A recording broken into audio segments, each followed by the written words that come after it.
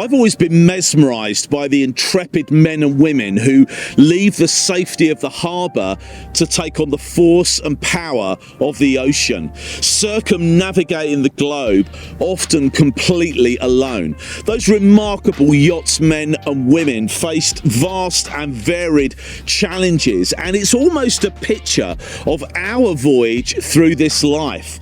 The uncharted waters of an unexpected diagnosis, a financial challenge, or a relational breakdown can throw us onto the rocks of fear and dread.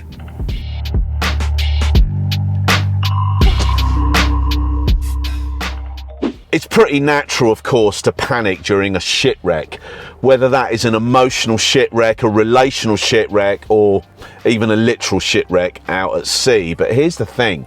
I've seen so many people turn to God during those particular moments of crisis. In fact, I did that. I wonder if you can relate to that in some way. Let me know what you think. There's a really famous guy in the Bible called Paul.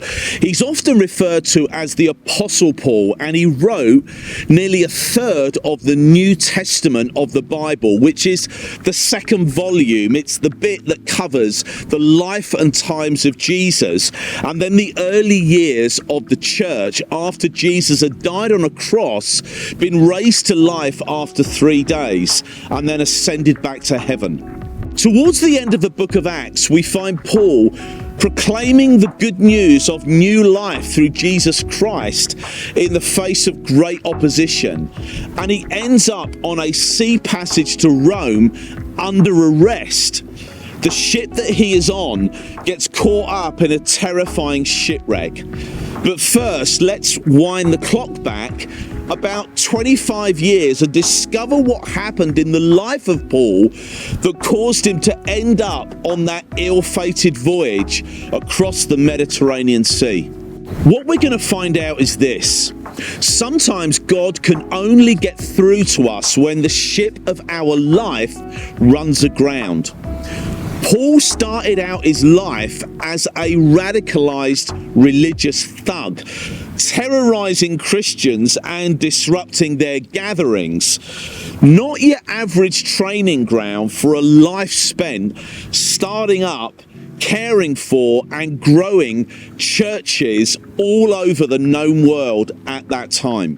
Sometimes it takes a shipwreck to stop us in our tracks and force us to get fresh directions, or at times even a replacement boat.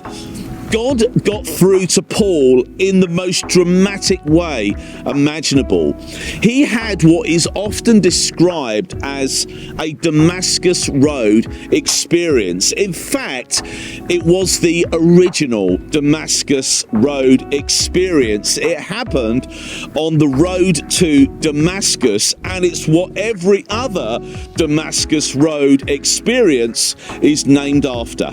It describes a life-changing moment that someone is confronted with that radically changes the course and direction of their life. Becoming a Christian or a follower of Jesus is exactly like that. It is a Damascus Road experience. But Paul was an extreme case, and his conversion was always going to require a crisis.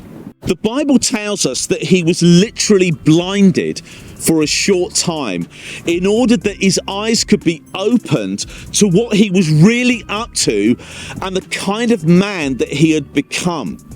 Paul would later go on to say that he considered everything before as rubbish.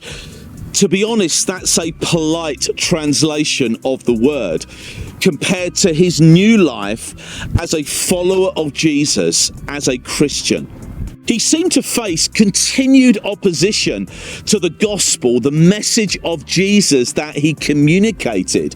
It included verbal assaults, physical attacks, imprisonment, and at least one shipwreck. Real shipwrecks on real ships. His most famous run-in with the ocean happened off the coast of Malta, an island with a rich history, but probably better known now as a holiday destination. The sea had become dangerous, and Paul said, "Our voyage is going to be disastrous and bring great loss to ship, cargo, and life." But instead of listening to what Paul said, the crew followed the advice of the owner of the ship. Before long, they were caught up in a hurricane-force storm and took such a violent battering that they began to throw the cargo overboard. The storm continued to rage for many days, and they gave up all hope of being saved. Paul stood up before them and said, "Men, you should have taken my advice. Then you would have been spared this damage and loss. But now, keep up your courage. Not one of you will be lost, but this ship will be destroyed. Last night, an angel of the God to whom I belong and serve stood beside me and told me not to be afraid, that God would protect me and those with me. I have faith in him that it will happen exactly that way." In dire situations like that, our natural instinct is to get off the sinking ship.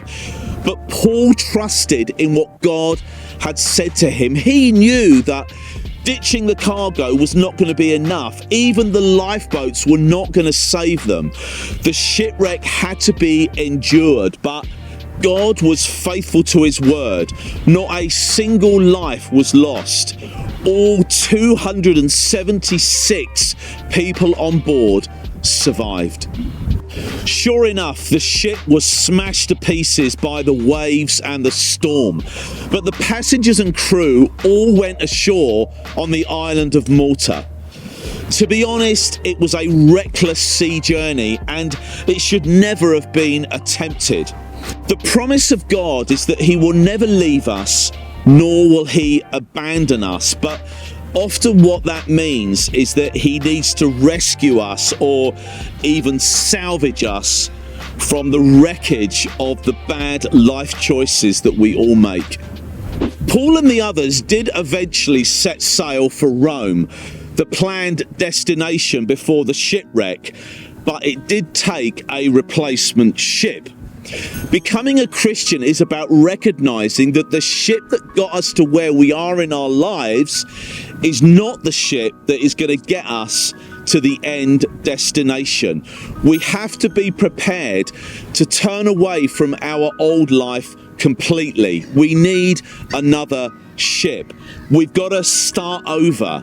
In the words of Jesus Christ to a religious leader, we have to be born again.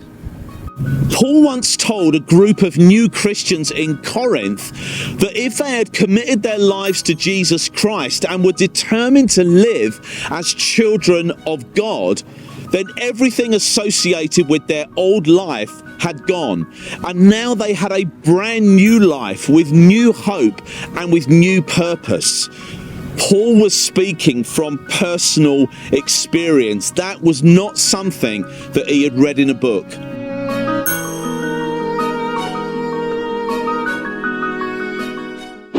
In another big story, I tell the account of a guy who was on the Titanic when it sank in 1912. He did some remarkable things in the final hours of his life. To watch that short film, click the link. See you next time.